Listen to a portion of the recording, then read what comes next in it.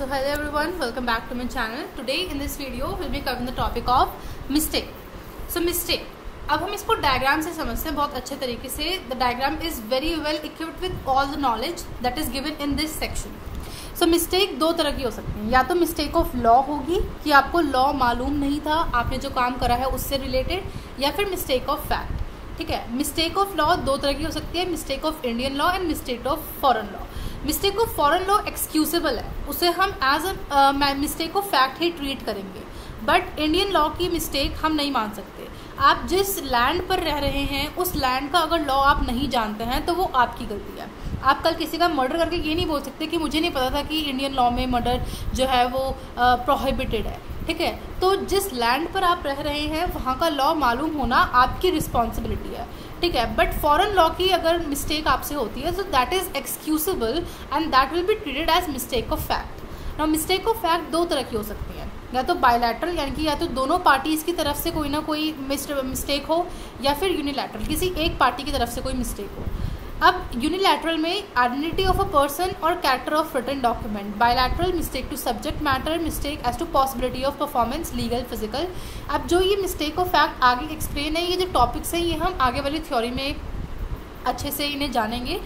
यहाँ तक आपको बात समझ आनी चाहिए कि मिस्टेक ऑफ लॉ दो तरह की हो सकती है, Indian law, foreign law. Indian law की मिस्टेक एक्सक्यूजेबल नहीं है, बट फॉरेन लॉ की जो मिस्टेक है वो एक्सक्यूजेबल है. उसे हम एज मिस्टेक ऑफ फैक्ट ही ट्रीट करते हैं, जो कि दो तरह की होती है. बायलैटरल जब दोनों पार्टीज़ की तरफ से मिस्टेक हो, यूनिलैटरल जब एक पार्टी की तरफ से कोई मिस्टेक हो. आगे के जो ये मैटर है ये हम आगे वाले पोर्शन में कवर करेंगे. So mistake may be defined as innocent or erroneous belief which leads the party to misunderstand the others.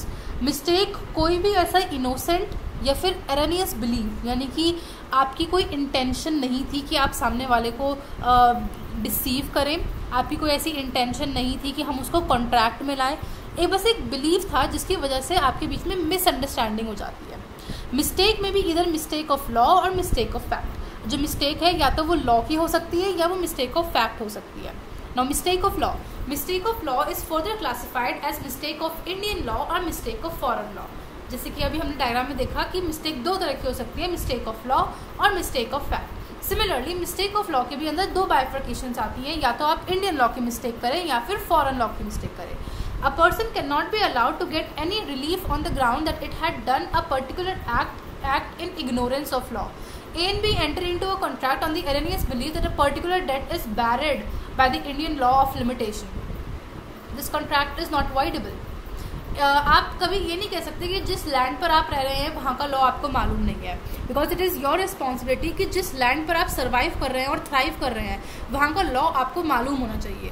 कहते हैं ना, जंगल का कानून जंगल में रहने से पहले आपको मालूम होना चाहिए.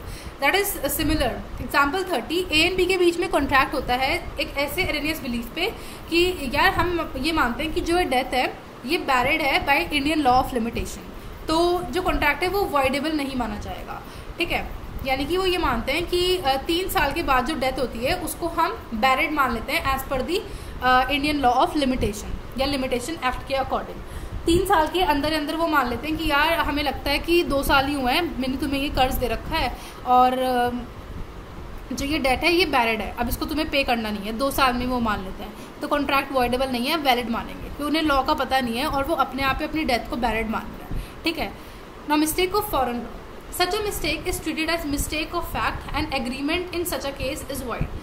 जो ऐसी मिस्टेक होती है फॉरेन लॉ की उसे हम मिस्टेक ऑफ फैक्ट की तरह ट्रीट करते हैं और उसमें एग्रीमेंट जो होता है वो वॉइड हो जाता है. ठीक है. Now mistake of fact are of two types, bilateral mistake or unilateral mistake, where both the parties to an agreement are under a mistake as to a matter of fact essential to the agreement. That is bilateral mistake. In such a case the agreement is void. जब दोनों parties के बीच में mistake होती है और किसी contract का जो मेन सब्जेक्ट मैटर है उसको लेकर अगर उनको गलती हो रही है तो वो बायलैटरल मिस्टेक है और कॉन्ट्रैक्ट उसमें वॉइड हो जाता है.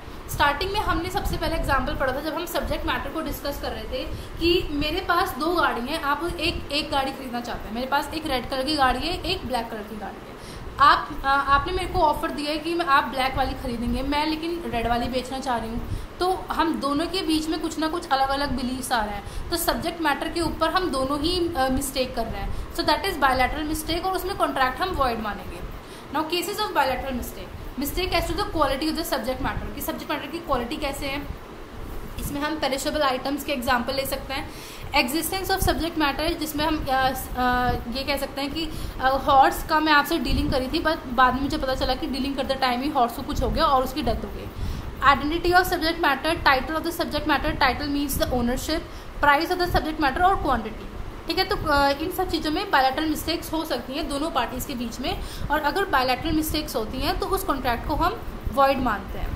Now unilateral mistake. According to section 22, a contract is not voidable merely because it was caused by one of the parties to it being under a mistake as to the matter of fact. अगर unilateral mistake होती है तो contract को हम voidable नहीं मानेंगे कि सामने वाले की गलती थी। ठीक है, being under a mistake as to a matter of fact, और इसे बाद में हम as a matter of fact ही ट्रीट करते हैं। तो बायलैटरल मिस्टेक में हमारा जो एग्रीमेंट है या कॉन्ट्रैक्ट है उसको हम वॉइड मान लेते हैं, बट यूनिलैटरल मिस्टेक में कॉन्ट्रैक्ट जो है वो वॉइडेबल नहीं होता है, वो उसे डिपेंडिंग ऑन द सिचुएशन हम वैलिड भी डिक्लेयर कर सकते हैं।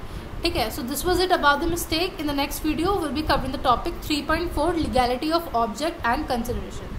Thank you so much for watching my video.